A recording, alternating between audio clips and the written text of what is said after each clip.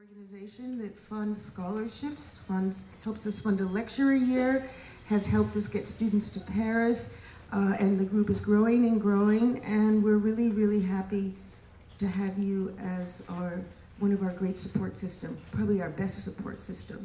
So I want to thank you all, Jim, Laura, John, etc., and everyone else who's here and part of that group. So that's really important to us. And Peter, you have to thank them as well for getting you your car service, you know. And I want to say one thing for those of you who didn't hear this in New York.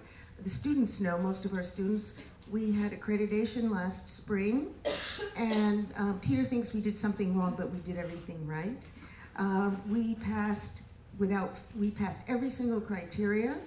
We're one of only 4% of schools that do succeed in such a way, and we're very. It shows you how wrong you are. It shows us how wrong we are. Of course, Peter is like that. So in any event, we're very proud of that, and we didn't do it their way necessarily, we did it our way, and we're doing really great things, and we're really happy. And before I hand this over to John, I must say I've known Peter since 1972, so I can say anything I want, and he can say anything he wants. Be careful. Be careful.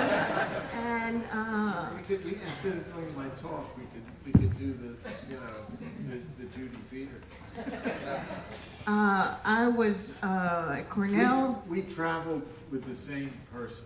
Let's put it that way. Not at the same time. I didn't say at the same time. You could say we were a menage a trois. Oh my God. This is untrue. This is all untrue. Oh, mamma mia. So, in any event. Did we not travel with the same I want to person? talk about 1976. 1976 is much more important because I met a lot of very important people in the bathtub in Peter Eisenman's house. So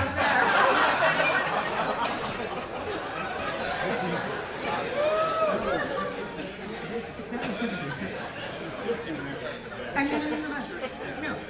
In 19, I want to get away from the menage a trois story because that's the last thing I can deal with. That's okay. The bathtub. In 1976, I was asked with Colin Rowe to work at the Institute of Architecture and Urban Studies that Peter founded, called the Toot, and it was 1976 summer. And the great boats, the big ships were going down the Hudson River celebrating 1776.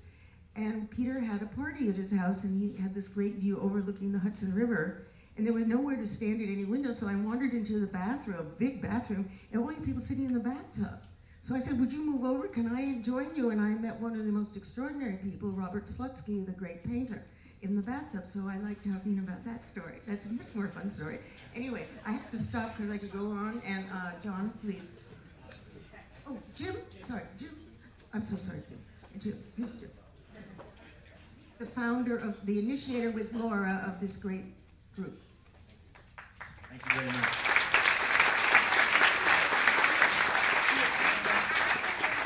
It's an honor and a privilege to be up here with you, Mr. Eisenman. Thank you for joining us tonight.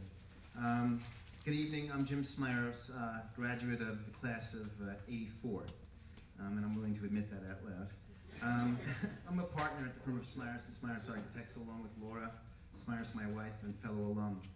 I'd like to welcome you all tonight on behalf of the Friends of the New York Institute of Technology School of Architecture and Design. The Friends are a group of professionals from the fields of architecture, interior design, and construction management. Our mission is to promote a relationship between the architecture, interior design, and construction field in the School of Architecture and Design. I remember my days here at New York Tech with great fondness and appreciation. The School of Architecture and Design's willingness to make each student's experience as meaningful and productive as possible let us test our boundaries and enhance our experiences through a diverse range of opportunities.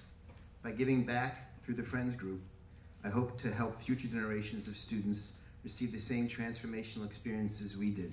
Please consider making a pledge of time or money to the Friends Group tonight when the lecture is over. Thank you very much. With that, I'm going to turn the microphone over to Guy Page, and he's going to make a presentation. Guy is Vice President of H2M, a fellow friend and member of our Scholarship Committee. Thank you very much. I have the pleasure this evening to recognize 4 NYIT students here tonight. We wanted to recognize 4 categories. One for recognizing interior design, 4-year student, for an architectural student in their 4th year, and also a Bachelor of Architecture student in their 5th year. And also we have another award for an Ed Fulford First Annual Memorial Scholarship Award that I'd like to present to 4 deserving students. The first presentation I'd like to make is for an interior design student. Our selection committee was very impressed with her application, especially her response to the essay, which we requested to let them write about why design is important in our profession, as well as to the general public. We were also very impressed by the high level of design that was presented in the projects that that individual presented. And at this time, I'd like to bring up Miss Elizabetha Ferman for interior design.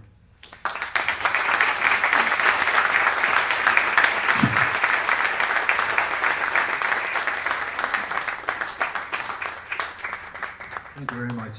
Appreciate it.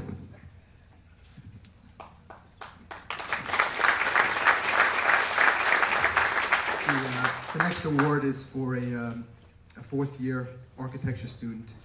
Again, what that student presented in their application, based on their essay, their leadership activities and balancing work as well as schoolwork. I'd like to present this next award to Marion Hubbard.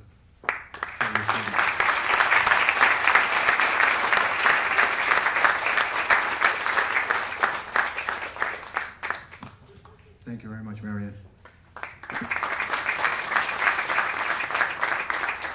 The third award is for a Bachelor of Architecture 5th-year student. This student as well presented, based on her application, her leadership activities, and again, the selected project that she had submitted was very well deserving in this award. And again, I'd like to recognize Melissa Mikowski.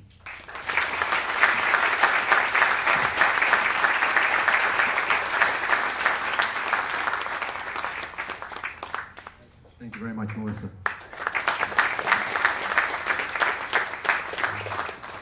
This 4th award was actually added recently, and it's called the Ed Fulford Memorial Scholarship Award. This award was going to be funded by H2M in honor of Ed Fulford, who tragically passed away recently. Ed was an NYIT student working towards his 5th year, 5-year degree at NYIT. Ed was gave so much to the community through his just the way he was with at school. He was a 3rd generation volunteer fireman, really giving back to his community. So we wanted to award a 4th scholarship award in his name this evening. And before I do that, I'd like to at least, in the audience tonight, I have Ed's parents, his sister, brother-in-law, and also his girlfriend, that I'd like to have them come up and help me present this last award.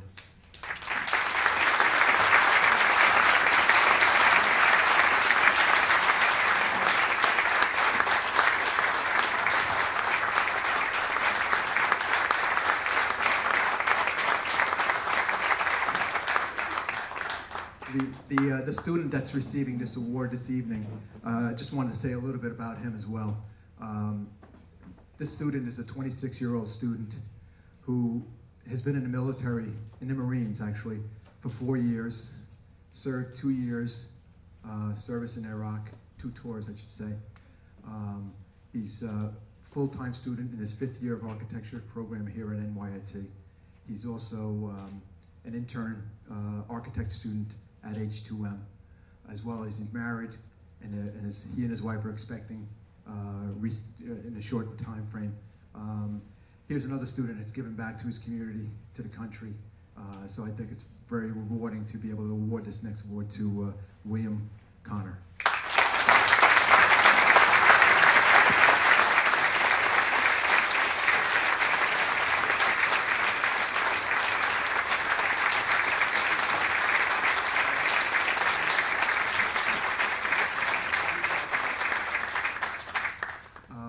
like to do is give Ed Sr. A moment to say a couple words on behalf of his son with this award.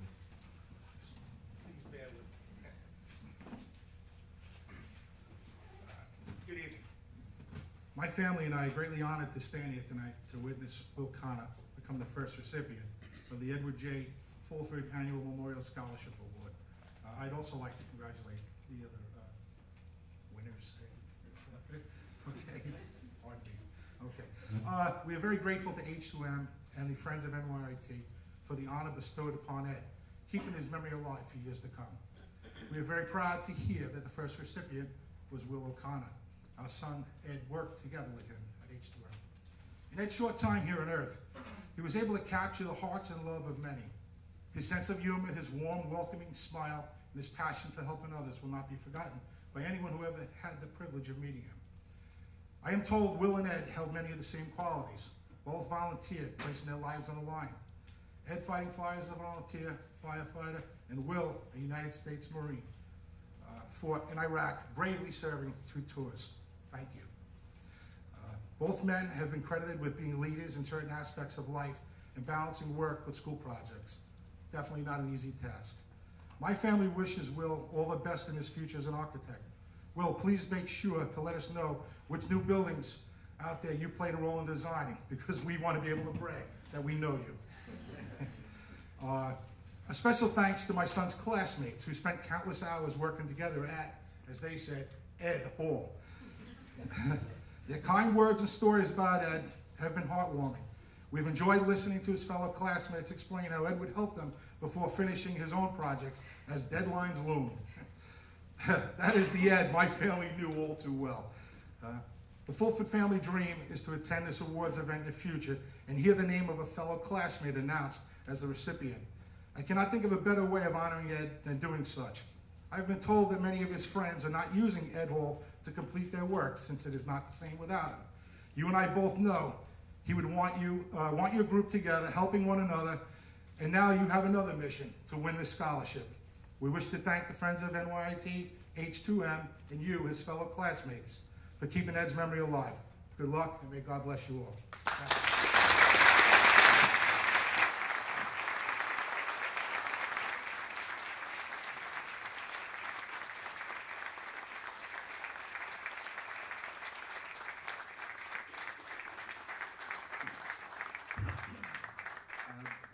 In terms of the scholarships, the scholarship notifications for next year's awards will be going out in early January, and they will be posted throughout the campuses of NYIT.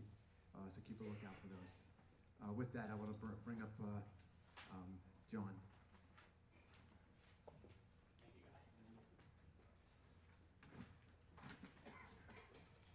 Good evening. My name is John Sorrenti.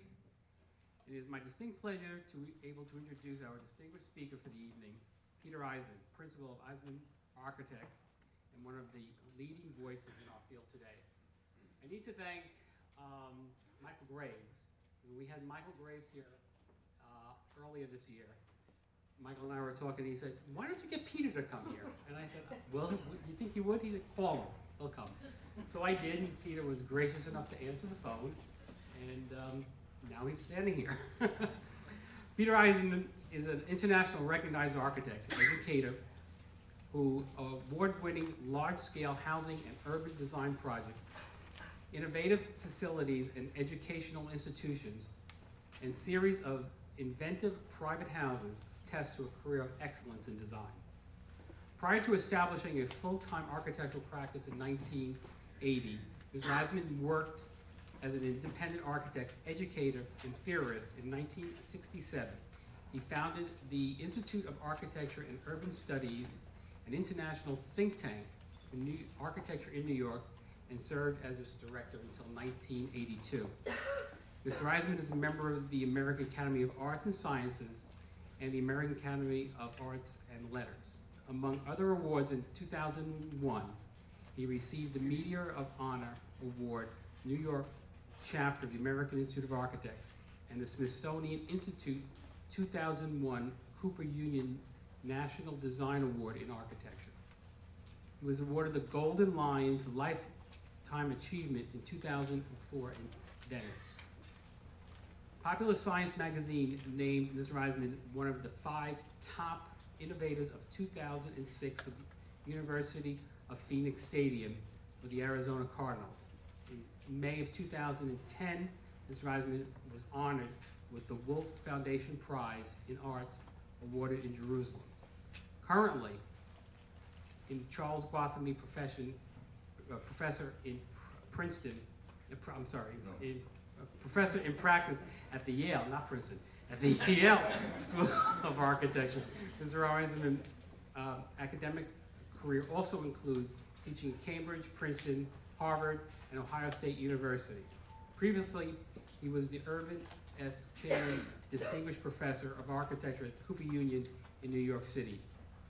He is also an author whose most recent books include Written into the Void, Selected Writings, 1990 to 2004 Yale University Press, and the 10 Canonical Buildings, 1950 to 2000 Rizzoli, which examines in depth buildings by 10 different architects. Mr. Eisenman holds a bachelor's degree in architecture from Cornell University, a Master of Science in Architecture degree from Columbia University, and an MA and PhD degrees from Cambridge University, UK. He holds honorary doctorates of fine arts from the University of Illinois, Chicago, Pratt Institute in New York, and Syracuse University. In 2003, he was awarded an honorary doctorate in architecture by the University of La Sapienza in Rome. So please join me in welcoming our guest speaker tonight, Ms. Peter.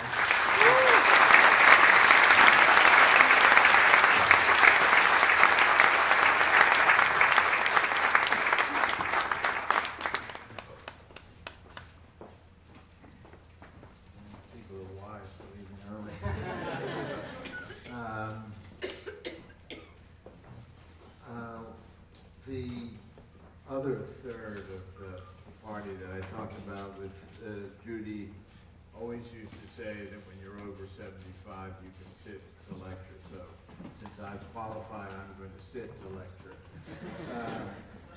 Has nothing to do with our time together. John and all the friends of the school, it's a great pleasure to be here. And to see some of my old friends again. I'm going to give a talk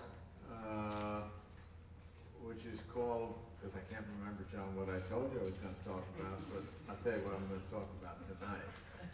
It's called Project versus Practice. And it's going to take about 20 minutes. Something that I'm working on currently.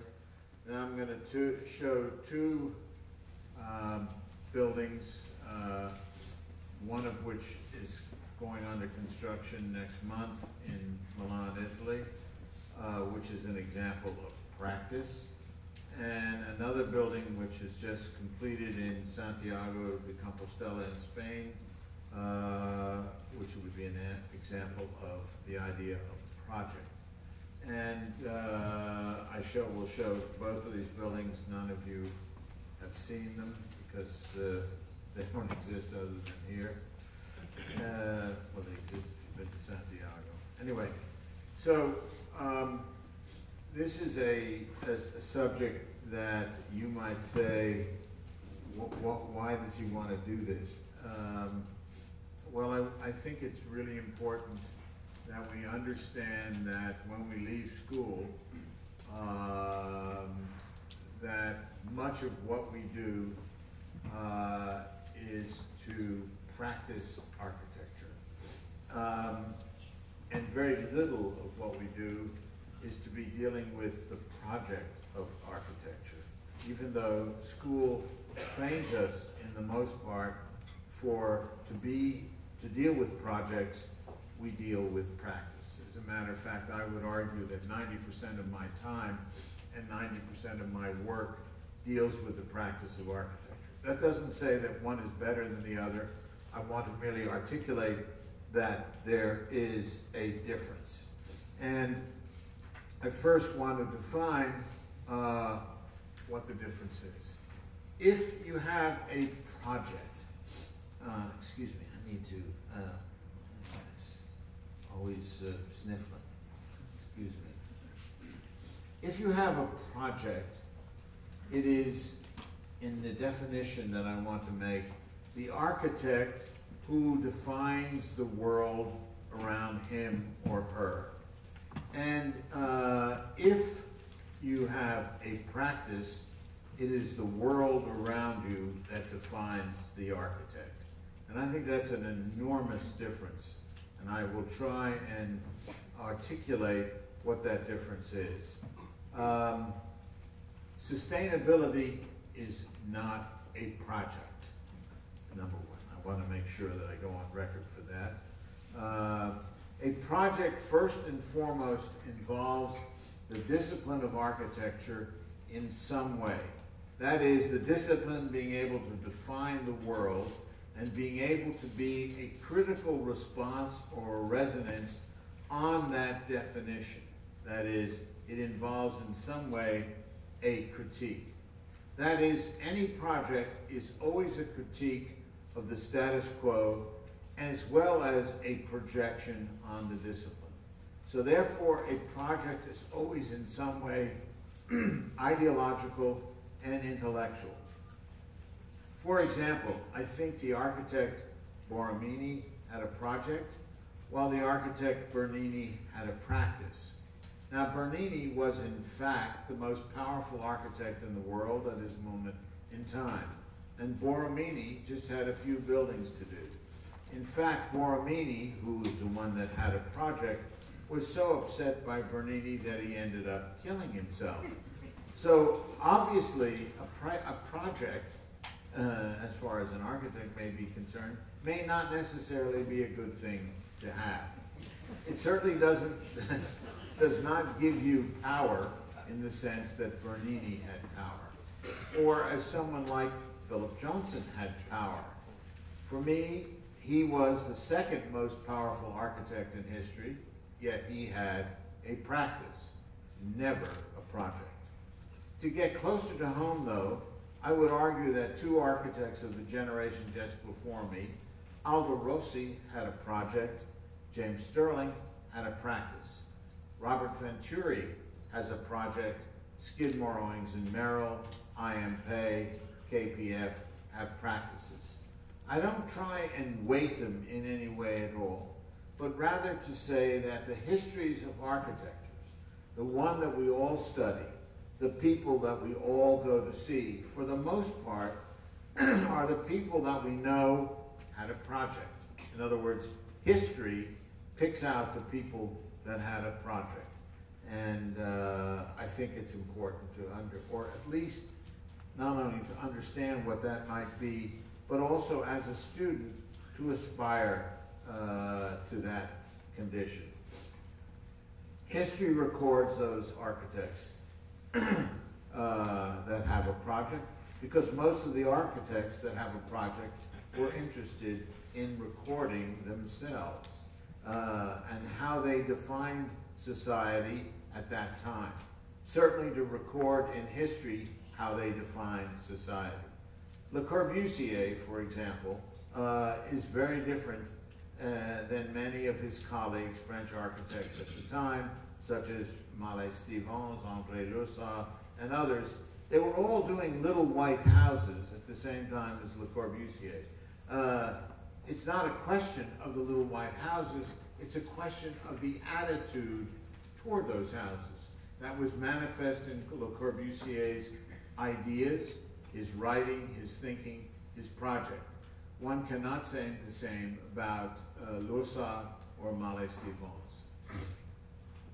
I want to go further and say that there have been what I consider to be 6 meta projects in the history of Western architecture. I do this typology so that you can understand the difference between what it means to be a practitioner and what it means to be one who defines the world through the discipline of one's work. And I think there are 2 entirely different things.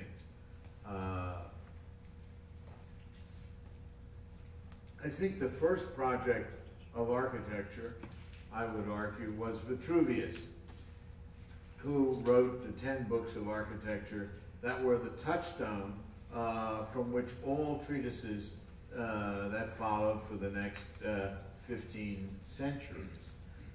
In fact, Vitruvius was the first one to be consciously involved in defining what the discipline was. He codified certain issues, particularly the orders and the rigid adherence to proportion, and for example, the three main orders, the Doric, the Ionic, and Corinthian. While Vitruvius, who operated in the first century, was Roman, his ideas of architecture were Greek. So that really the first project was the beginning into the bringing into the Roman world of the first century a Greek idea of architecture. And I believe that that notion, that dialogue between what is Greek and what is Roman architecture still exists today. In a sense, you could say that Mies van der Rohe was Greek and Le Corbusier was Roman. That is, one dealt with the relationship of the human subject to the object in a very different way. All of the ways of looking at Greek architecture usually involved a 45-degree angle, and the corner was more important to the Greeks than to the Romans, more important to Mies than it was to Le Corbusier. And the Romans always looked frontally at architecture, that is, at a 90-degree angle, and that the front facade was important, not the corner, nor was perspectival vision important to the Romans. All of these things persist today in architecture. Vitruvius was the first person who was concerned not only with proportion, with the rules of architecture, in other words, with a certain grammar, but he was also interested in the idea of the siting of a building, the idea of the relationship of building to its site, which later in the 20th century, or actually in the 19th century, but continuing to the 20th century, generates the idea of genius loci or genius loci, depending how you want to talk about it. The second meta project, I would argue, comes about in the Renaissance with Alberti. And Alberti proposed several things. First of all, his was a critique of Vitruvius, first of all, and I said that part of the project of architecture was always a critique of what had gone before. And in fact, he introduced is the Tuscan order that comes before the Doric order, and the composite order, which is the composite of the Ionic and the Corinthian. So not only did he critique Vitruvius's idea of proportion in the orders, the other thing he did was to critique Vitruvius's idea that we come to know in English as commodity, firmness, and delight.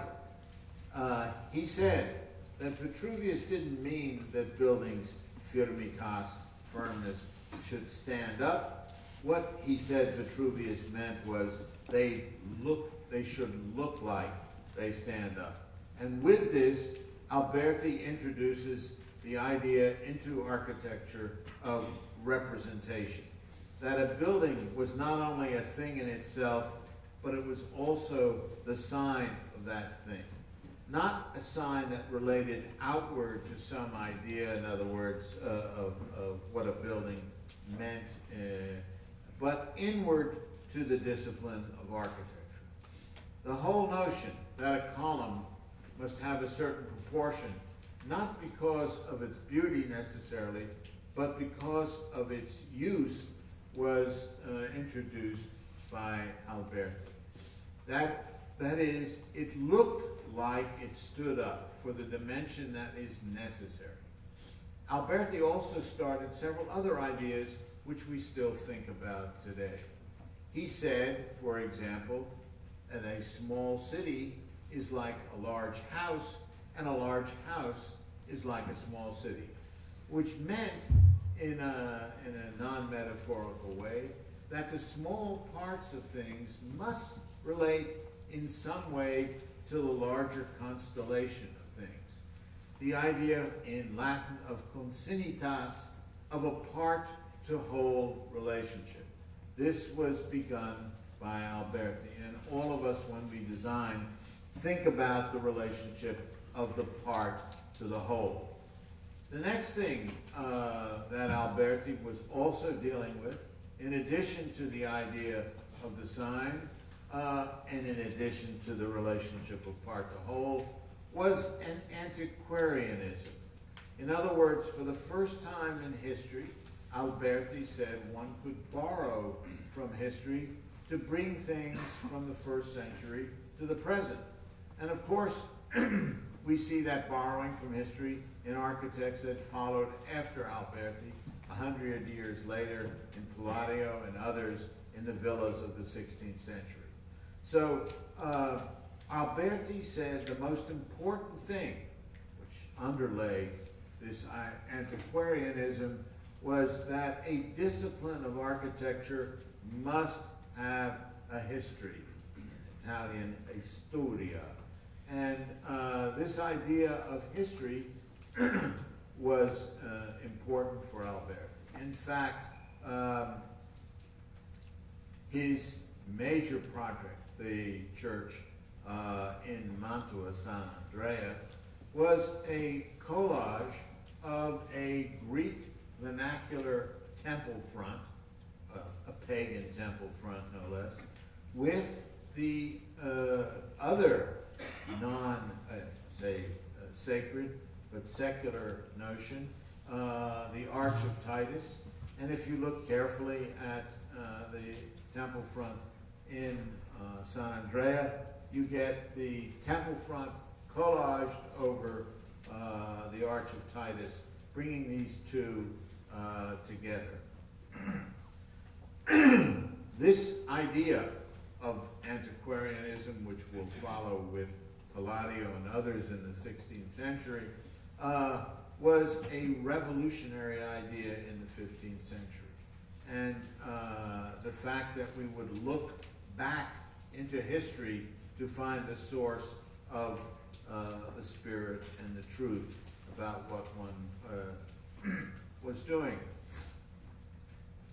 The third meta project of architecture comes about in the 17th century, not with Palladio, who had a project, nor with Borromini, who had a project, nor Carlo Rinaldi, one of my favorite architects, who also had a project.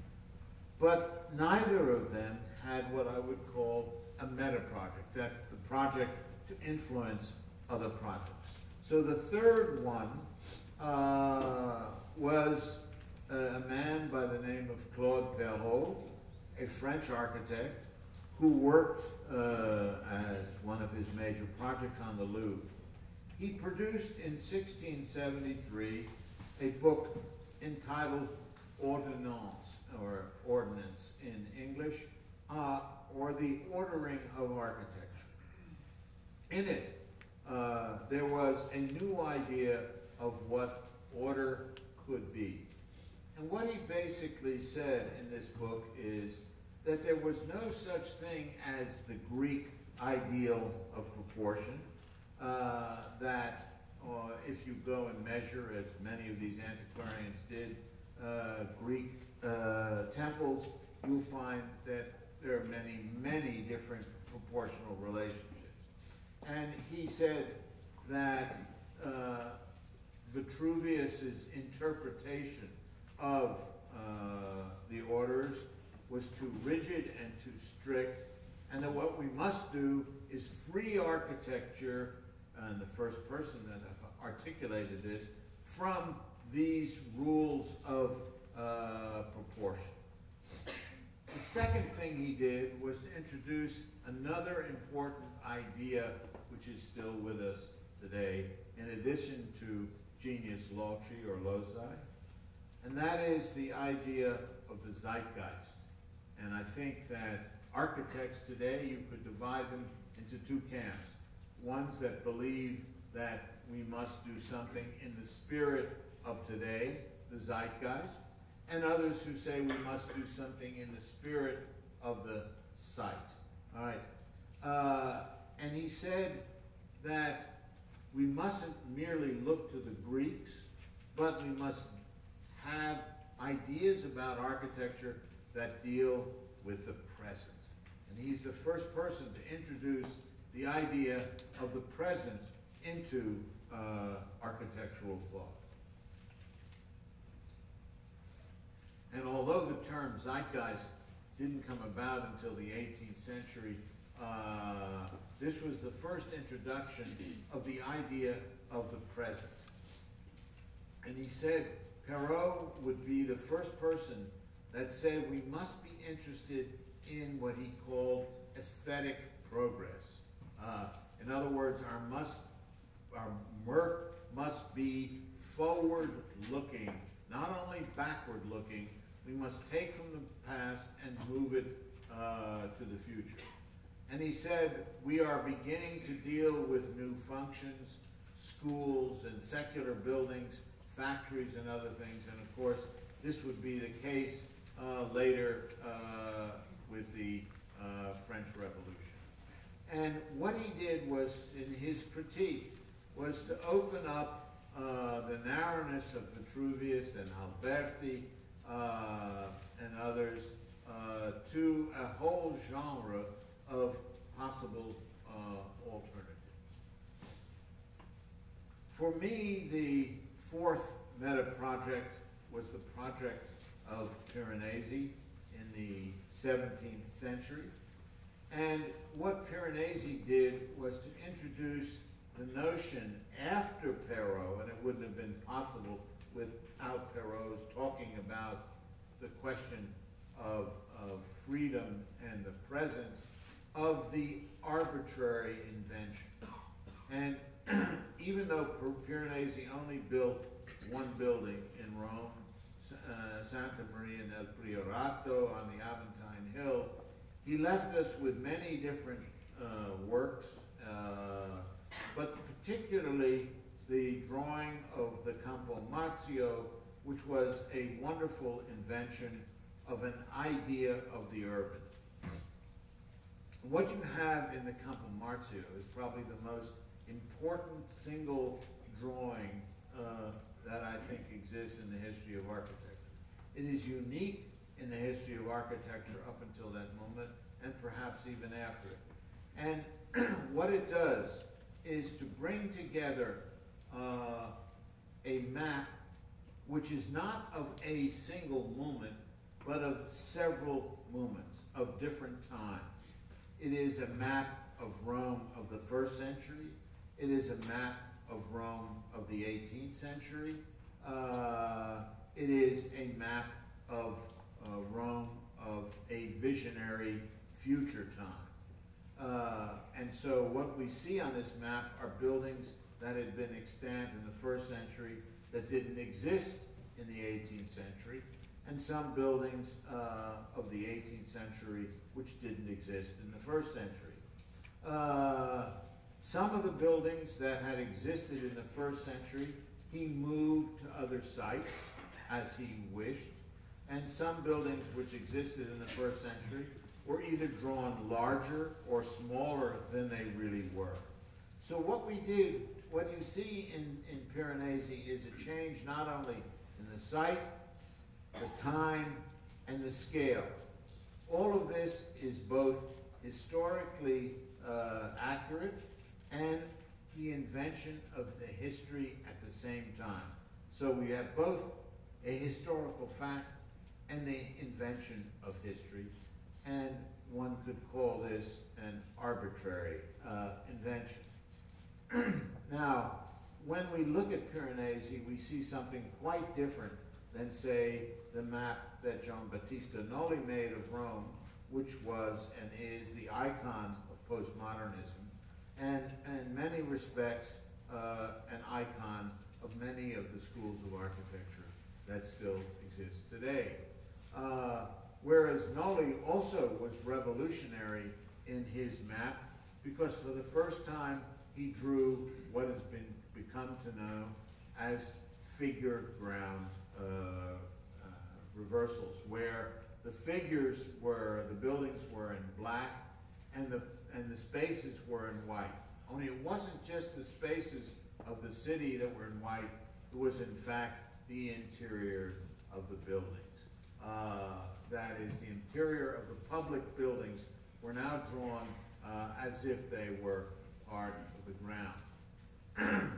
The last thing I think that was important about Piranesi was meta project was the bringing together of text and project. In other words, it was very important for Piranesi to write, and that much of the writing was in fact more important to him than the buildings he did. The fifth project, and again, for me, I think this is very important, is a project that came about after the French Revolution, and it was a project in the spirit of the architect Julien David Leroy, a Frenchman who comes after Perrault. Leroy was important in history because in 1780, just after the French Revolution, he became the first professor in the Academy of France to become a professor of theory. So the idea of theory and the history of theory originates with Leroy in 1780. Before that, theory had not been recognized as a discourse separate from history. And in his book, The Ruins of the Most Important Buildings in Greece, it was divided into two parts for the first time: a project of history and a project of his theory. And it's the first time in history that history and theory were recognized side by side. So 1780 becomes for the first time a recognition of this project in the Academy of France.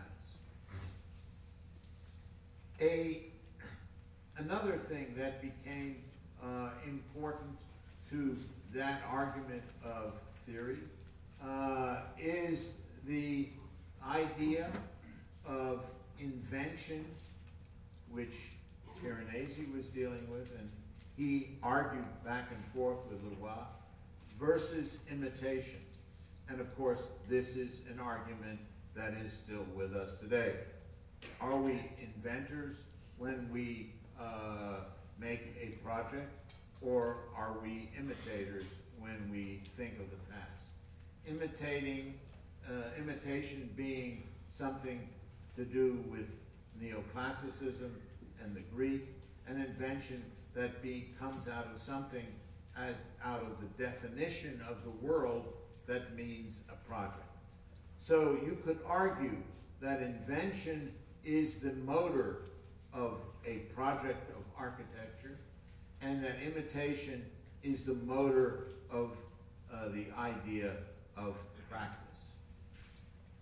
The sixth project, and the last one I think, was defined by Le Corbusier in 1914, and it is the project of autonomy. It is this project where architecture for the first time is not necessarily relying on historical precedent, nor relying on political, social upheavals of the French Revolution, but an architecture that comes out of its own discipline entirely, that owes nothing to other disciplines. And of course, Le Corbusier's canonical domino project of 1914, I think, is a symbol of this idea of autonomy. Now, while it is often read as a symbol of modern technology, of mass production, of all kinds of mass-produced things, it also can be read as a discourse of autonomy. And I have written extensively on the Maison Domino as an autonomous integer. And I think that it is from 1914 to where we are today, practically 100 years, whether it's called modernism, postmodernism, deconstructivism, or whatever, they all deal with what I call the project of autonomy. Now, I think we are in a moment right now, because it's been 100 years since the last projects, and projects, meta projects, usually come about in 100-year cycles, that we are coming upon a new potential paradigm, that is, where a new project will emerge. I think the outlines of that project are no longer either critical or necessarily to do with the language, the grammar of the discipline. Whereas past projects were always critical and always had something to do with the internal language, I think the new project that is emerging from, let's say, the disciplines of the digital and media are creative and inventive at the same time. They have little to do with critique. They are absolutely in another condition. They have nothing to do with language. And so when Judy and I at dinner tonight reminisce about all those good things that we love about the past, we are, in a sense, nostalgic for a project that may no longer exist. And I think it's important to understand that there may be coming into our world, and I notice this in other disciplines, in the social sciences, in comparative literature, in history, a new idea of what means to be a project. And it's no longer theoretical, and it's no longer critical. And I think that we may be witnessing, you all as students and architects, the emergence of a new idea of project. And I think it's important to catch that moment and try and understand why, without being theoretical, without being critical, it could also be a project. I think that Judy and I both have a lot to learn about that spirit. I try in my teaching to teach project. I think school is a place to understand project. I had a roommate once who worked for JP Morgan Bank. And I asked him, how come JP Morgan doesn't hire Harvard MBAs? And he said, Harvard MBAs are taught how the practice of banking. He said, we want people to come from departments of economics who understand the project of banking.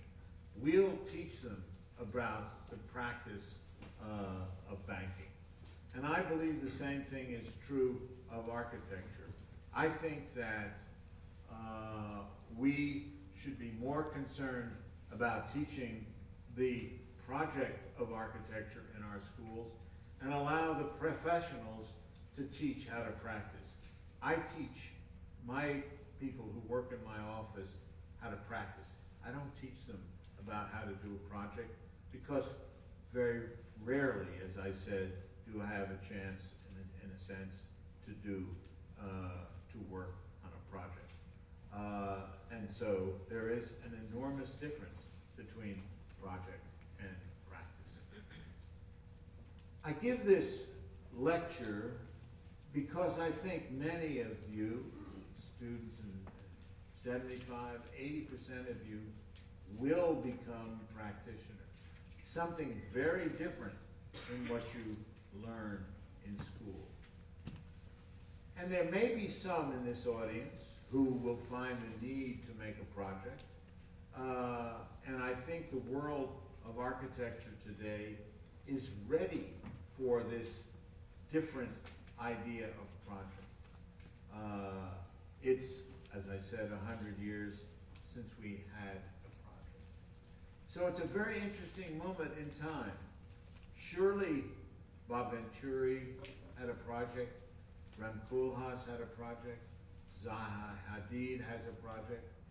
Lots of architects maybe in the world have a project, but none of them, of the three that I mentioned, and I could mention many more, have an idea of this idea of project without theory and without critique. Because there's no way to understand in practice that idea, and there are very few people teaching who have thought about project in that way. With that as a background, I'm going to show two of my own buildings. One of them, a condominium housing project in Milan, which is an example of practice, pure and simple. And the other is a new museum that's part of a complex of 6 buildings in Santiago de Compostela that has just been finished, which attempted to be an idea of projects. The housing project in Milan, which is about to go under construction next month, I show you because it's an important building for me, Italy being my, as it were, spiritual home architecturally. And building in Milan is also very important for many other reasons, but it's merely a practice. It is not a project in the sense of in reinventing the wheel of how to do a housing project. My clients came to me, wanted an upper middle class accommodation for upper middle class Italian bourgeoisie.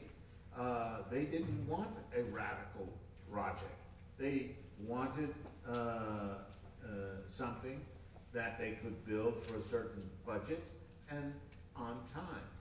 And so if someone comes to you, like me, and says, we would like you to do an 80 million euro project, which will not have any of the trimmings of your normal projects, you don't say to this client, well, I only do projects, I don't practice. I don't think you say that, especially in this climate. You say, well, thank God someone is giving me a project that pays, right? And so housing projects, for the most part, are boring, and they really are, because there's nothing new about them. It doesn't take much to put a bathroom next to a bedroom. And then especially when the law says you have to have so many square feet for the bedroom, which really isn't big enough for a nice bedroom, and so many square feet for the window that must open into that bedroom, and so much light to come in, etc. It can't be anything more than the worst kind of project. But I'm going to show it to you because it's an example that keeps me alive. And I think it's important. And then I'm going to show you a museum project, which in a sense has no program and was defined by what I consider to be the disciplinary ideas, which may have little to do with a museum. In fact, the critic Jeff Kipnis from Ohio State, who saw the project and was being asked if he would do an exhibition there, said I wouldn't even dare to do an exhibition in this place because it is so difficult. He said it, and for me, in a positive sense, is that it was a project that one of the first buildings, he said, we would call having an affect. And affect is one of the issues that I think is important in the potential for a new meta project. Of course, I don't know what it means to have an affect in a building, but evidently there are some young critics that do. I think also that we are beginning a 500,000 square foot shopping mall outside of Naples. We're not allowed to call it a shopping mall. We have to call it a activity center. But I'll tell you, it is a shopping mall. It isn't a project, but it's a big commission, right? And do we want to do it? You bet. And it allows me to come here and smile and stay in the practice of architecture. Because Manfredo Tafuri, the Italian critic, once said to me, you know, Peter, I would never have been interested in your architectural project, your theoretical project, had you not practiced and built architecture. And I want to leave that as an important note, that all of you can have the most wonderful theoretical ideas, the most wonderful ideas that what might be a project as opposed to the daily routine of practice.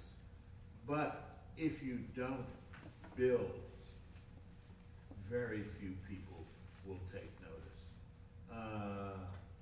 And I think it takes a lot of practice to arrive at the possibility of a project. That if you haven't practiced, you never will, I believe, reach the possibility of project. So there is the possibility of project that's thrown at you at school.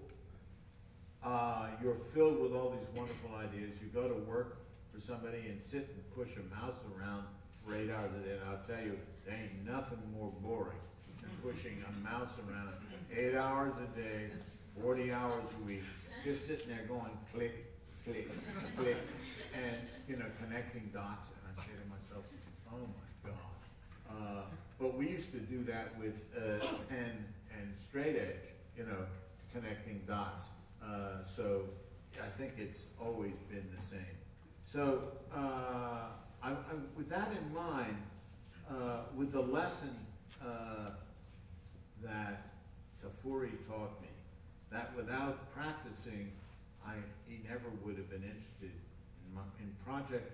I want to begin with the images and show you first the Milan housing project and then the Santiago project. So can we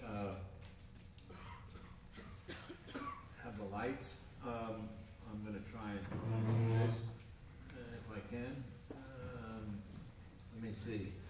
I got to figure out which is the show me which. Yeah, well, which? Oh, the laser here. Okay, so let's. Yeah, we need to do something different than that. We need to go back to 1. Okay, and we need to make it full screen. Can we do that? There we go. Now I can do it, right? No? Oh, let me try it again. Go back. Yeah, it's still full screen. Okay. There we go. Okay, I got it. All right. Handling 2 of these things at the same time, that's a lot of technical. That's a lot of stuff. Here is our project. It is in an area to the east of the Duomo in Milan. It's near the University of Bovisa. It's on a very difficult triangular site. I don't do curvy buildings as a rule, but to get the number of apartments, we had a height restriction because it's in the flight path of Linate Airport, so we had a 36-meter height limitation. You know, we said, well, we're going to try. Some of the historical documentation that we were dealing with. And we started to do block studies, that is, the number of blocks it would take to fulfill the requirements. This is the way we were working, and we realized that you didn't get enough light and air here. We had to, you know, chop off corners, that sort of thing. And then we said, well, maybe we don't want to do a continual building. And so we found a way to say, here we can get the accommodation you want with 3 slabs. Or even more interesting to us was this particular gridded condition of 9 towers sitting above shorter towers below, which we could do in terms of the idea of the regulations, let's say, of light and air. But when the client saw this, he said, that doesn't look like a building. And of course, it doesn't look like a building that the client wanted. And it probably doesn't look like a building to anybody who knows what of a condominium. They said we couldn't sell, even though we thought the units were quite nice. So we went to this curved form, which made all of the regulations. And we did something that was important to us in the history of thinking about Milan housing, and especially Giovanni Muzio's Ca Bruta, and some of the other housing projects, where there was a base, which is a stone base, as you can see here. There was what I would consider to be a piano nobile with a 2-story band of housing. And then there were what one would call urban villas, that is 2- and 3-story blocks above this. So we had 3 different kinds of accommodation. And as an omaggio to Giuseppe Taragni, who also built 4 housing blocks in addition to the Casa Rustici, which this has echoes of, we would like to think, we did this particular gridded frame to house these urban villas.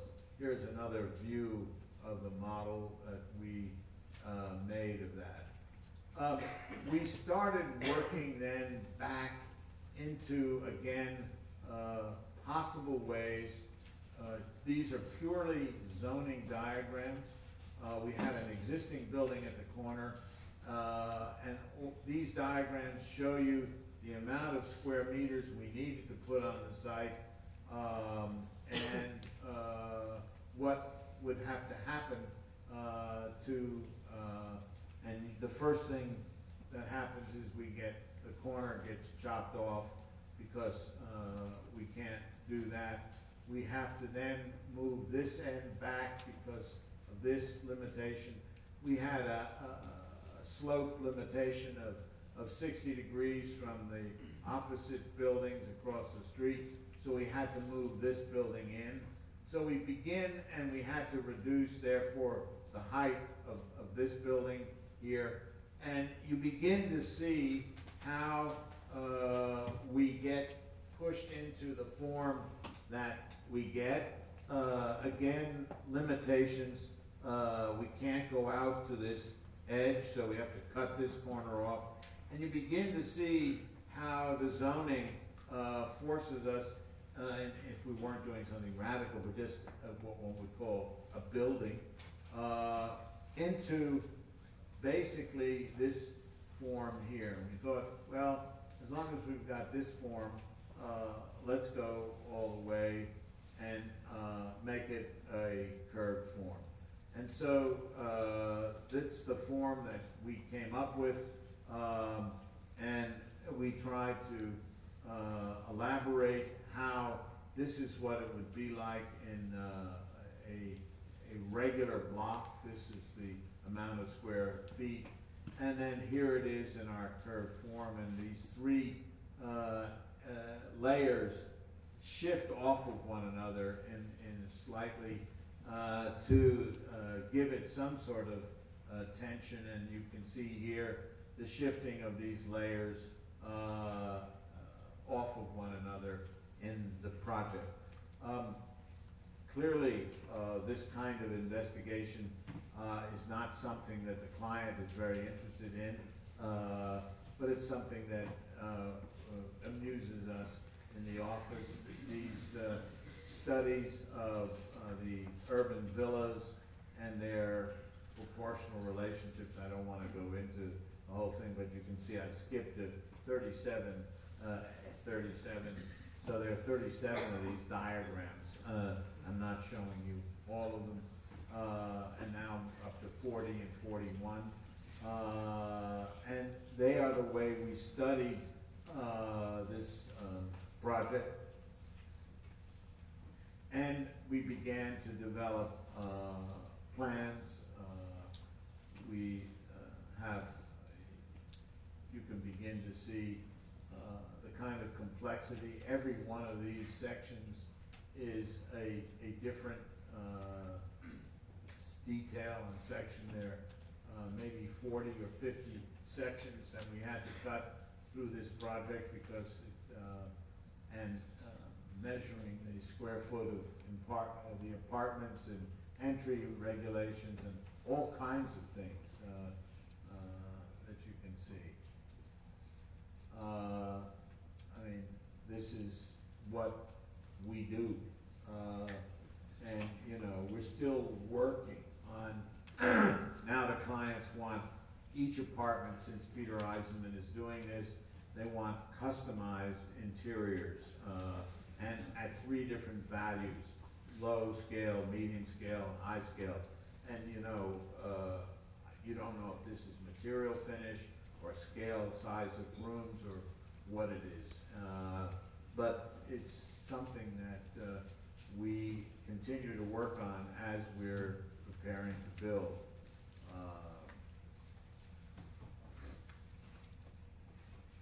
A section of the building.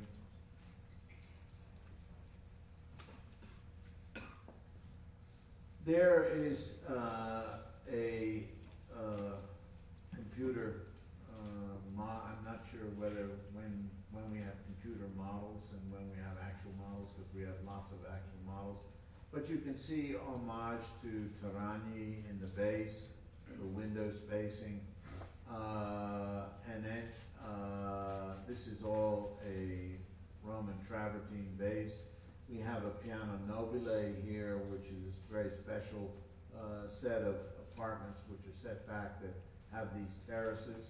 Then we have this band of 2 floors of apartments, which you can see this articulated frame grid which presses forward, and in the rear it's pushed into the building mass. And you see these urban villas on the top which have a certain regularity to them. And the back has an entirely different feeling because we believe in fronts and backs of buildings. And the back has this gridded structure, but pushed into, you can see the reveals so that the grid sits into the building, giving it a very different feeling on the back and the front. There is a rendering of the building from the garden across the street, from the backside, and from the interior. I have to tell you, I'm not showing it to you, but the city requires us to put an amount of green on the building. And so we've got sort of vines and trees and things like that, which now hang on to our building. It's something I don't understand, but in order to pass the environmental regulations, you hang green on buildings now. This is the project of the Museum of the City of Culture. You've seen perhaps published some of the other buildings that we've done in Santiago. Two other buildings, the library and the archive building, have been published in architectural record. This is the famous cathedral of Santiago, St. James, the plaza, and here is our museum building. We were given the site. We won this project in a competition against such luminaries as Jean Nouvel and Stephen Hall and Danny Leveskin and Rem Koolhaas and on. But we made the buildings to look like the hillside that we had chopped off. And here you can see the buildings.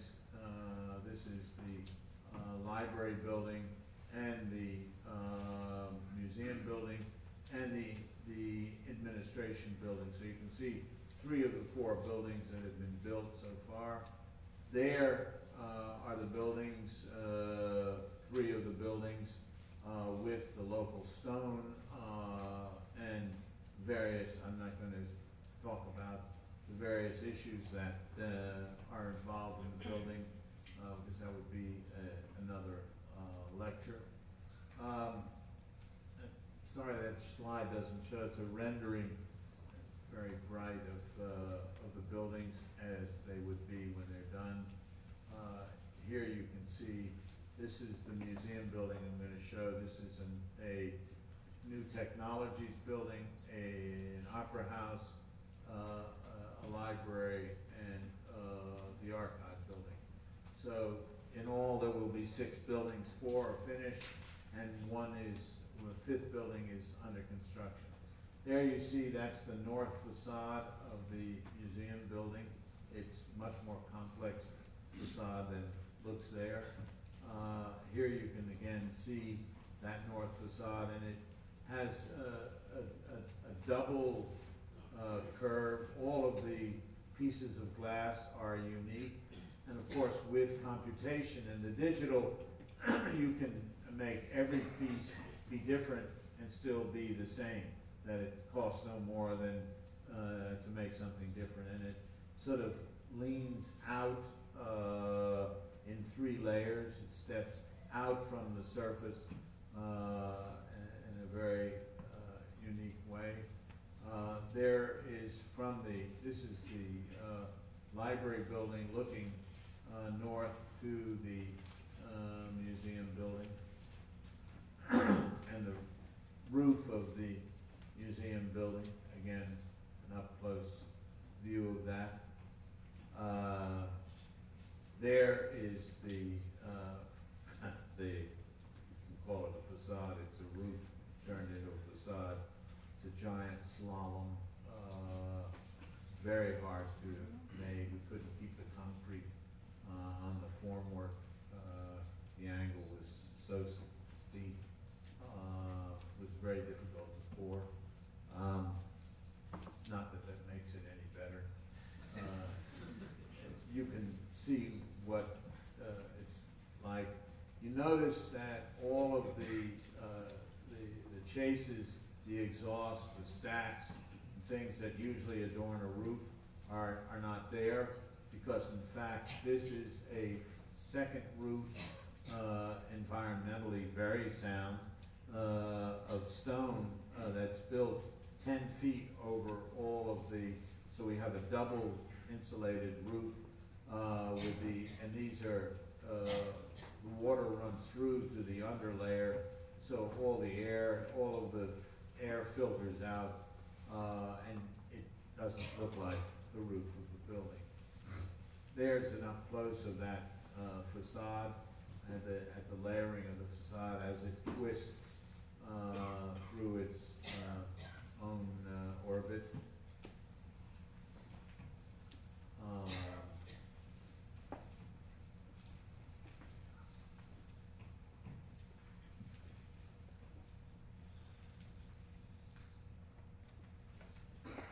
I love this picture of the natural rock that is next to, in other words, this building then cuts down and the rock comes across and down. And so you play the rock face against the faceted glass face, which was something important to us.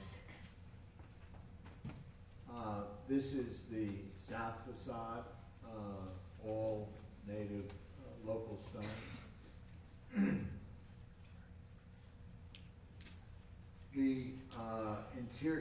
The the main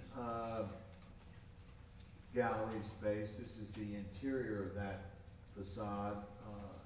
It has a series of layers so that it's not what you would call a curtain wall.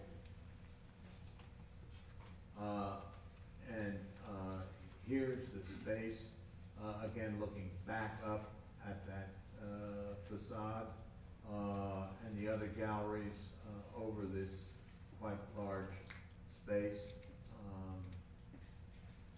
And this is a drawing that we made.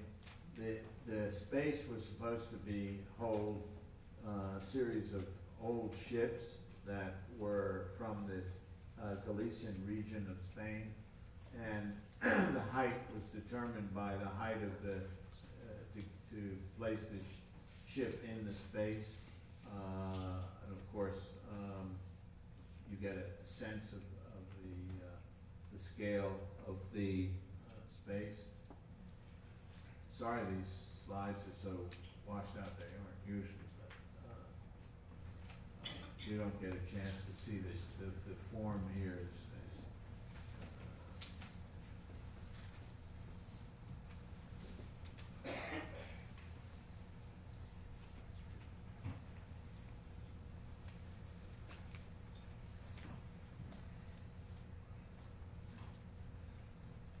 built very beautifully by Spanish laborers. It's really put together in an extraordinary way. Never had better construction.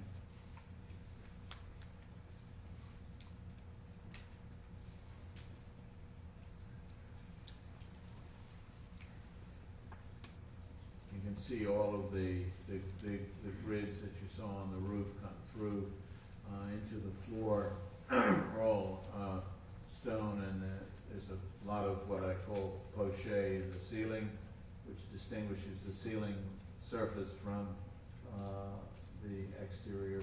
Here you can see the poche of the ceiling.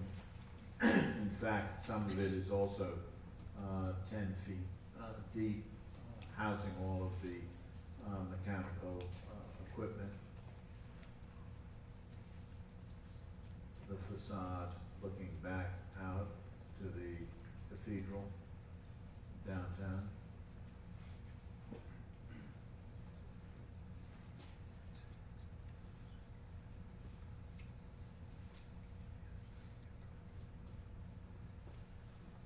There's the building at night. Do I have the lights, please?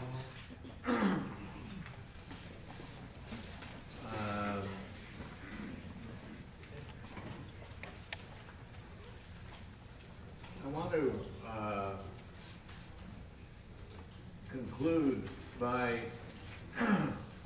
saying something to you all, students. There's a lot of fear around in the architectural world, fear brought about by the recession, fear brought about by the fact we just had a developer in to see us today about tight money and people unwilling to finance projects. That fear carries over into the public press, into the kinds of criticism that we begin to see even in our New York Times, where we no longer have an architectural critic, but an art critic now doubling as an architectural critic. We no longer see architecture being featured in the New York Times, but in fact, the last article was painting favelas in Brazil. And so those things which made architecture important to people, those icons, those projects that lifted the spirit and the soul are being shunted aside because of the recession. I want to say that two things to all of you who are students. One, I started my practice in 1982. Many of you weren't born then, but 1982 was the height of another recession. And in the face of that recession, I left the institute, which I had been at, and started my practice. What you realize if you live long enough is that recessions don't last forever, and that there are always ups and downs. There will be future recessions and future ups. And what it means to me is that while you're in school, I think you've got to learn about architecture, what it is, why it's important, and why it is one of the most important things we do in our society today. Especially in a world of social media, in all kinds of communication, we have lost the capacity to be in space and time. We're always on our iPhones, we're always on our iPads, we're always somewhere else. I mean, everybody puts down at lunch their iPhone. And you say to yourself, you know, where would we have been without the damn iPhone forever? And in doing so, people are talking in the street, they're talking when they get in the elevator in the morning, when they get in my building. And you realize that we, not only has the New York Times lost touch with architecture, that the person on the street has lost touch with his or her physical environment. So I argue that it's more important today to understand what made the physical environment important for people, what uplifts the soul, what is it that gives someone the spirit of place, of the time today, of the time past, and the time future. So I just say to you all that study hard, because I think it's important to do so. I still teach, and I think it's the most important thing that I do, and the most difficult thing that I do, because I believe that it is important. More important to me in a certain way than building my buildings and being in practice. So I don't believe in recessions. I always believe that tomorrow is a better day than today. And for me, tomorrow is my whole life. And it is for all of you as well. Thank you.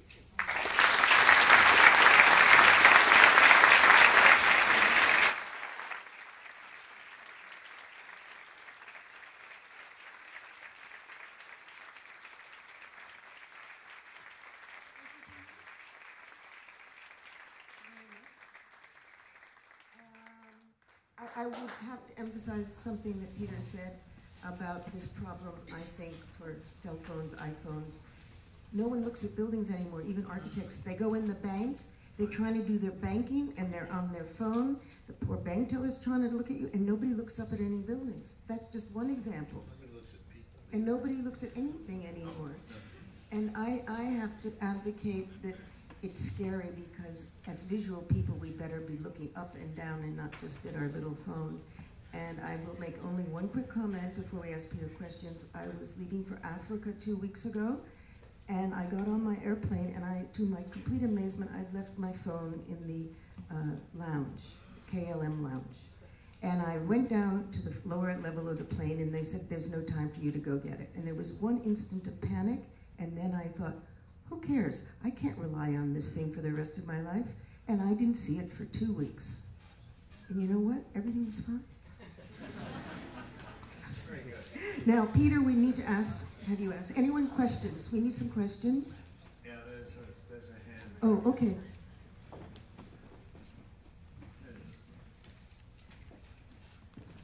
thought you were going to ask. Okay. From your experience, would you encourage pursuing degrees beyond architecture because of your thoughts on what you see in other disciplines? You stated before. Well, let me tell you from where the world is today. When I graduated from school, a B Arch was all you needed to get out from under the drudgery of being in an office, all right, working for 8 hours a day, drawing lines, okay? I think that what one has to do is find a way to get into your own practice in some way. And I think we are one of the poorest professions at bringing people along. I mean, the legal system, the dentists, the doctors, the psychiatrists, all these other professionals have a way of bringing people into a practice and having them grow into a practice. I think the way to escape from someone else's practice is to be able to teach. You also learn that way. The only way you can teach today is if you have a master's degree. So it's almost like a requirement if you want the possibility of teaching to get a master's degree. I think very few people are hired coming out of school today with a bachelor's degree. So I think it's almost a necessity. I would recommend that if you're in a 5-year program or a 4-year program, to go out and work for a couple of years to find out what it's like to work, to find out why you want to get out of doing that as quickly as possible. And I say that my office is, I mean, unbelievable amount of time you have to spend, you know, moving those mice. And so I would say not for anything other than to get that piece of paper that's a ticket to freedom from the computer, I would go back and get a graduate degree. Questions? Yes. Let the mic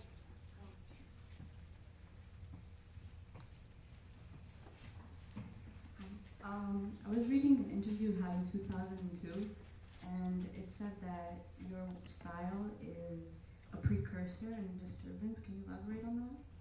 I'm sorry, my what? Style. Your style. My style is a precursor to what? I don't know, you said that my work is disturbance, a precursor, and a premonition. Yeah.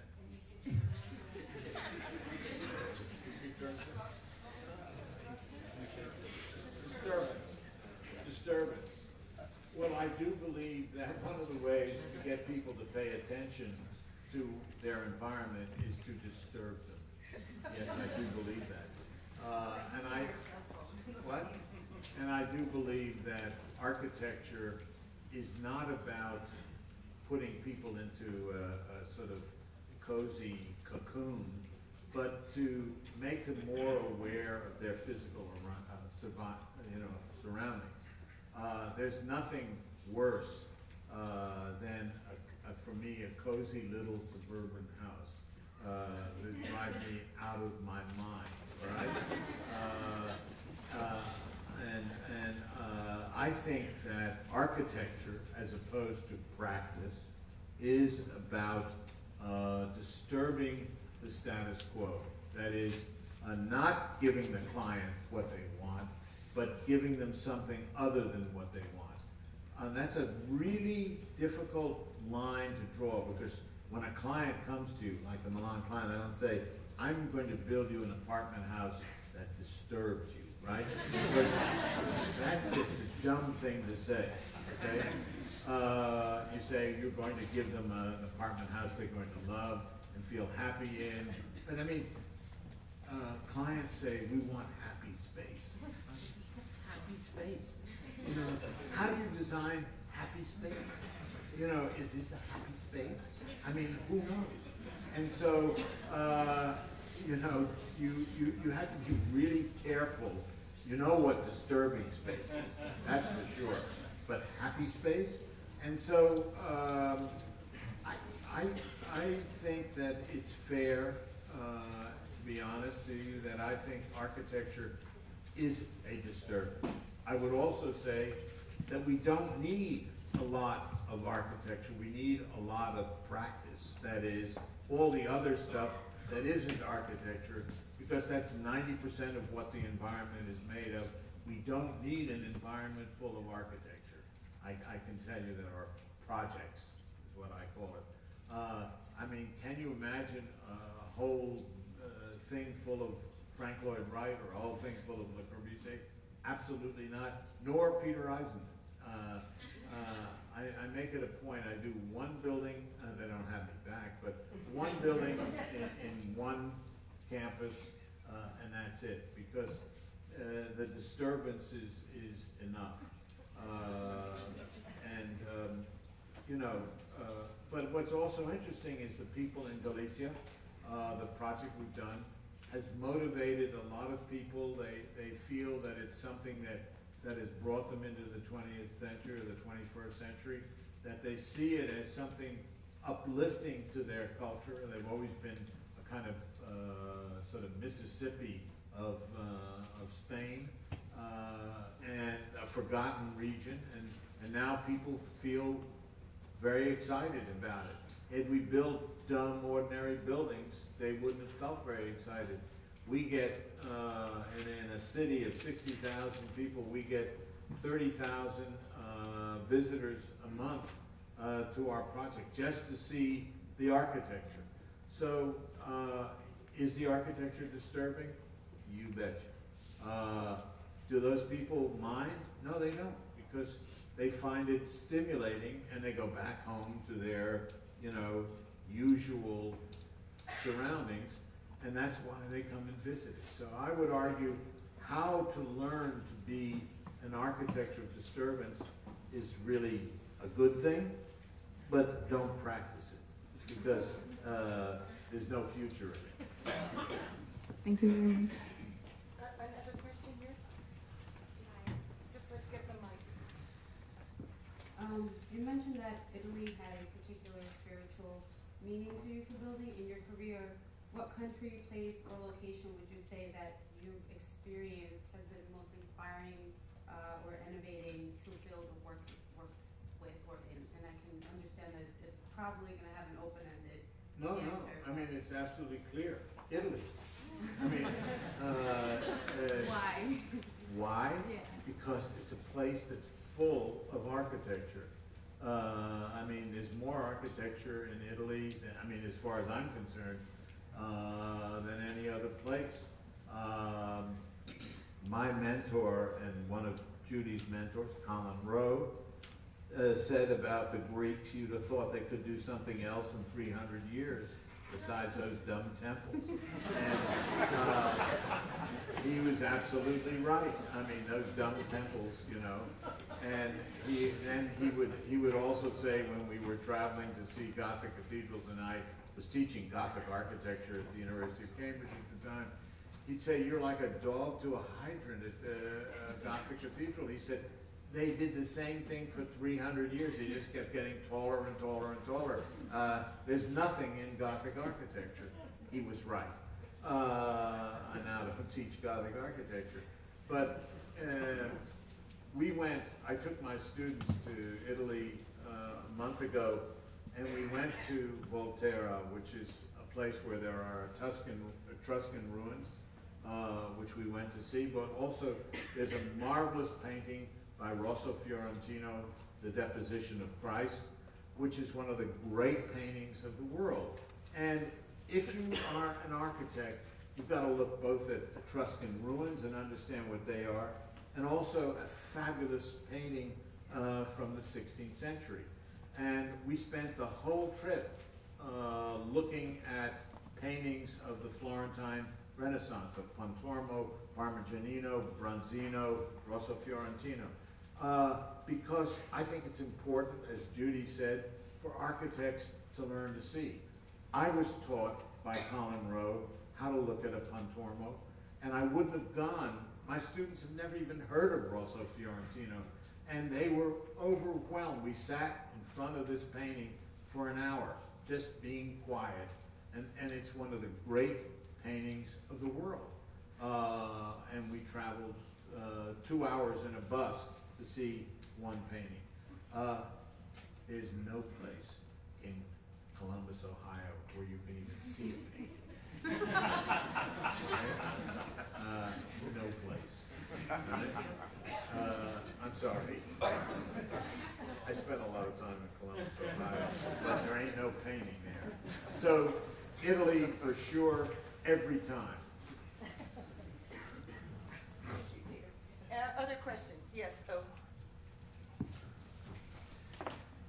Peter, thank you for the most illuminating lecture. I just wanted to ask you about this one article that you wrote that had a big effect on me in the 70s. In the oppositions, you wrote an article where the entire page was full of little footnotes. And then when I read it, I thought it was the most clever thing I've ever seen. It really made me feel like I was in the right place. Could you tell us a little bit more about the circumstances that led you to write this article? Well, that was, I was very much involved with painters and painting critics at the time. And painting was, there was a movement in painting which was called conceptual art.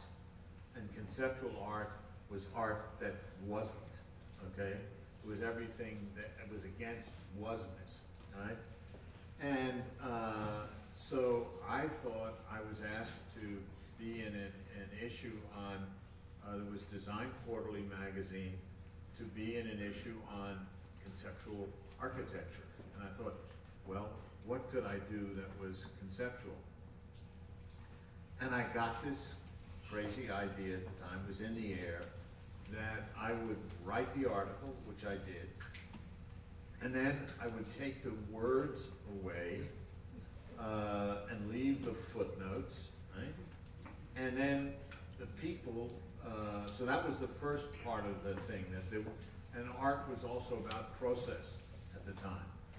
And then the second thing I did was to say, okay, if you want to read the article, you have to write to me, and I'll send you the article, which people did. So it was all part of a process. It wasn't just the object, which was 6 pages of blank space with the footnotes that were there, but there was also an article, which I later published as, was called Notes on Conceptual Architecture, and then I did Notes on Conceptual Architecture 2, and then Notes on Conceptual Architecture 2A, and I mean, you know, we were in a really crazy period, and the more crazy you could be in that sense, that's what we did. I remember when I did my House 2 in 1969 and 70, I wanted it to look like a model. And it had no gutters, it had no flashing, later probably leaked like hell, but it looked like a life-size model. And when it appeared in L'Architecture d'Aujourd'hui, the French magazine, it appeared, they photographed the real house, and it said, model of Peter Eisenman's house 2, okay? So I had, and those days I felt it was not necessary to ever visit anything I did. So I never saw this house even after it was published. I went later to see it. The funny reprise of that story is my client was and still is a famous international lawyer.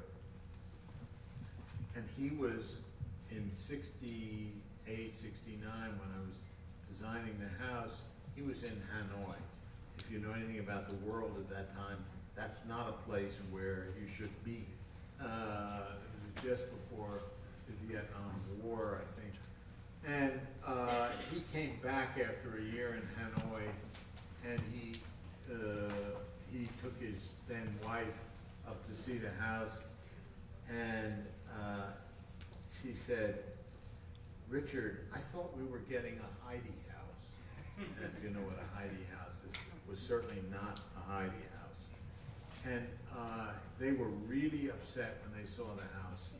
And they were upset because they realized they weren't really radical, they were just middle class, and they wanted a Heidi house. And so they were upset not only at the house, but upset at being upset because they thought they were radicals. And the house made them realize that they weren't.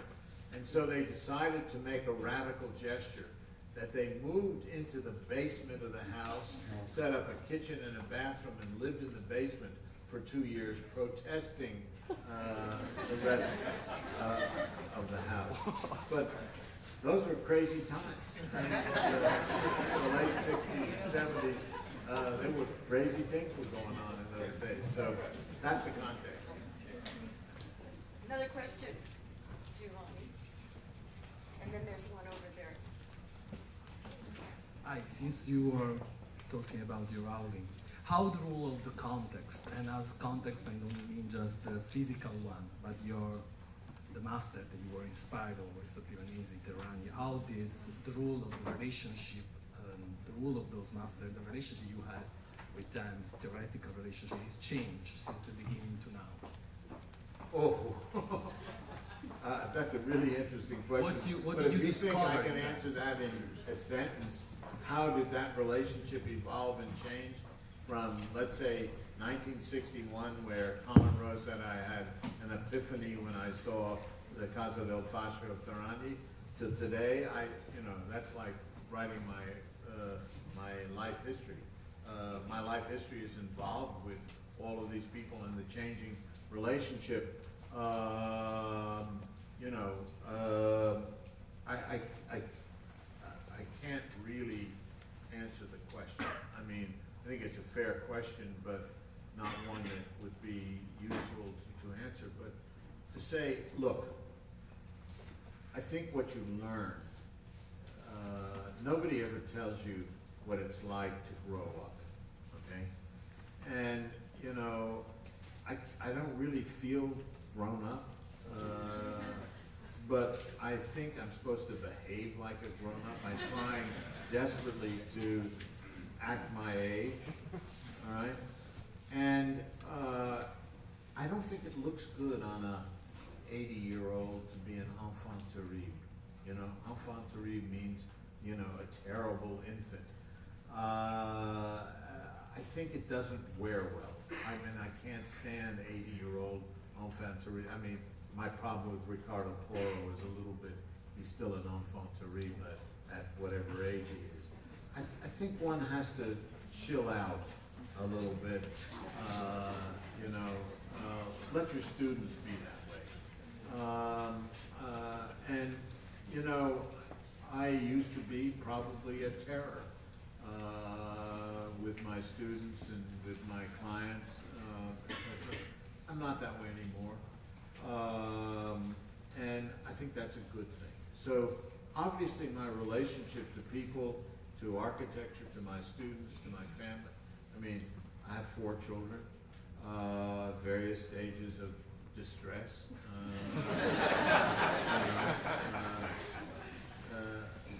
My daughter, who is very spoiled and was on her 3rd husband, says, "It's your fault, Daddy, you spoiled me." And I said, "What, are you kidding? You would never worked a stitch if I hadn't paid for it." Which is true, but you can't win. And life isn't about winning, you realize.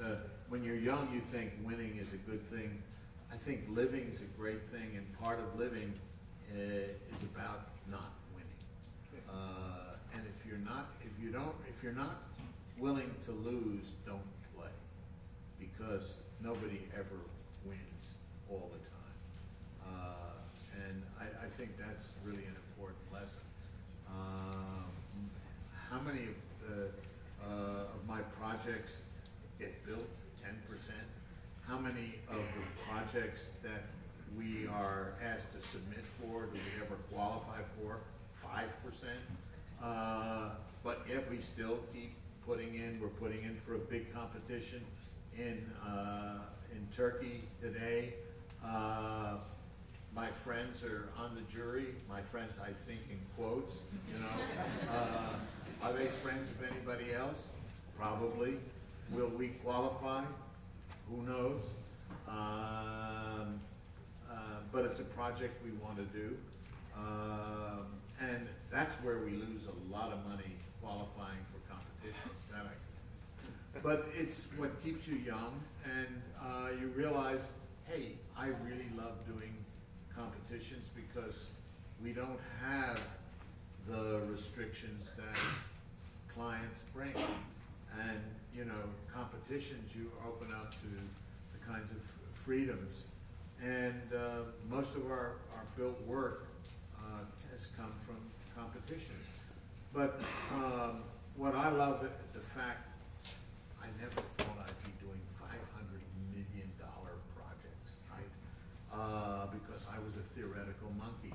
And I think it's really interesting for me to undertake that scale. And I thought at one time in life, only do small houses. You get really bored doing small houses and house clients, I can tell you. And then you want to do a single building.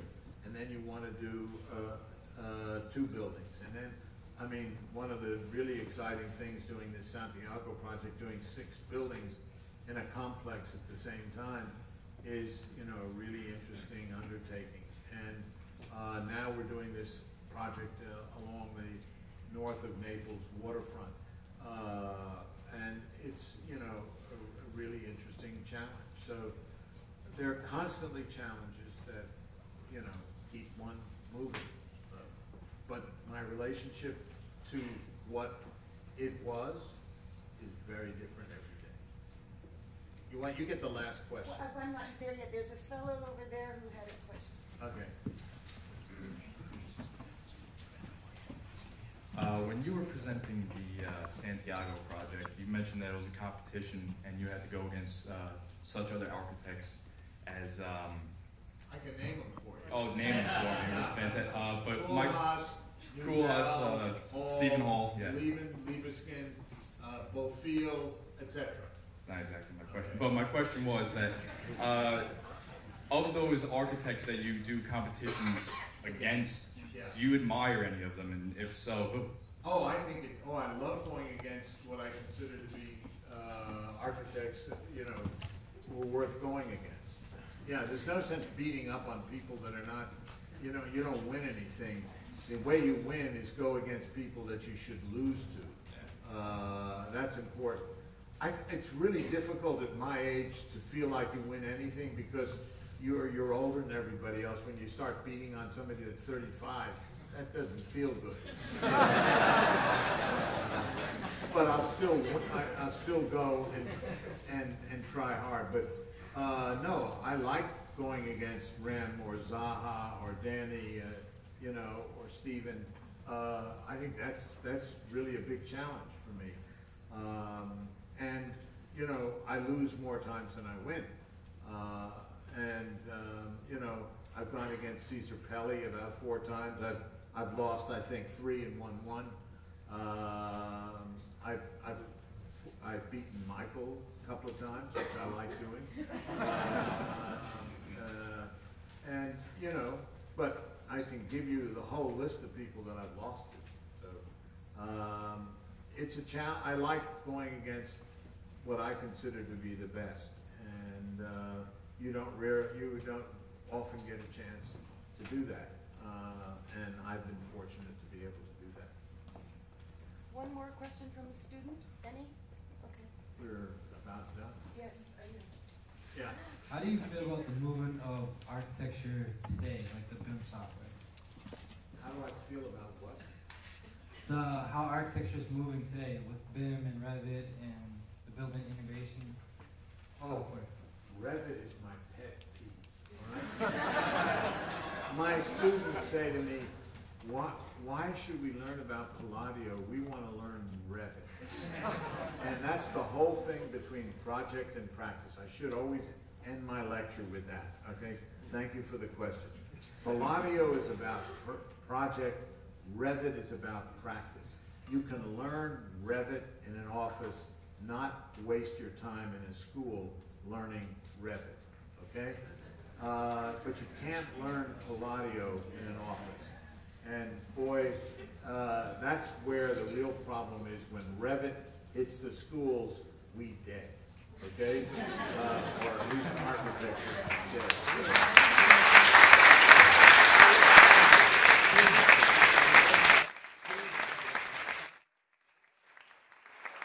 Are you clapping because of what he said, or because you think it's the end? No, it's because you're a speaker. First of all, I would like to add, I actually had this very conversation with our graduate students who went and complained that they were upset that they weren't having Revit as a class. And I explained to them that our business wasn't teaching master's degree to people, to teach them Revit to become master thinkers. I have since found out that we are offering a class that's becoming a little too much like a practice program class in Manhattan in Revit, and I think this will have to change. I have just found that out. So. And that's the first time that Judy and I probably in our many years would agree with. Now, I have one question, and then we'll go. This is a hard question. I'll stand for this. No. It's sort of an inside job, but it won't be if I can explain it. Go ahead. When I was teaching at Yale after 11 years of being there, I raised my hand in your lecture there, and I asked you a question, and you said, "Why do you have to give me such difficult questions?" The question then was, why, Peter, how do you feel your work is at that point, not here so much, in relationship to Frank Gehry? And do you think you were influenced by Frank? Now, your response was, I felt like a kid who'd been working on a sports car for years and trying to put it all together, and then this guy went whizzing past me and splashed mud in my face because he'd gone way past me. So now I want to ask you. I did feel that way at the time. Okay, and but it I really felt like this mud splashing on But me. I would contend right now he's become too much of just practice, and maybe you have really passed him. So I'm wondering if you could comment. Well, first of all, it would be disingenuous of me to say that I had passed him. I think Frank has become practice, by the way. I think that's reasonable. He's repeating himself over and over again, and it's become a little boring. But at the time I said that, it wasn't boring. It was, the Frank Gehry moment. I would honestly say, and as I've said to my friend Michael Graves, 1980 was the Michael Graves moment, by the way, when he was on top of the hill, no question. In 1990, it was Frank Gehry was on top of the hill, no question. In the year 2010, Rem Koolhaas was on top of the hill, or Zaha Hadid, or someone like that, no question. And I believe that Peter Eisenman is still climbing hills. And you know what? I wouldn't know what to do if I got to the top of the hill. And I hate heights anyway. I have acrophobia, so I really enjoy climbing. But thank you very much.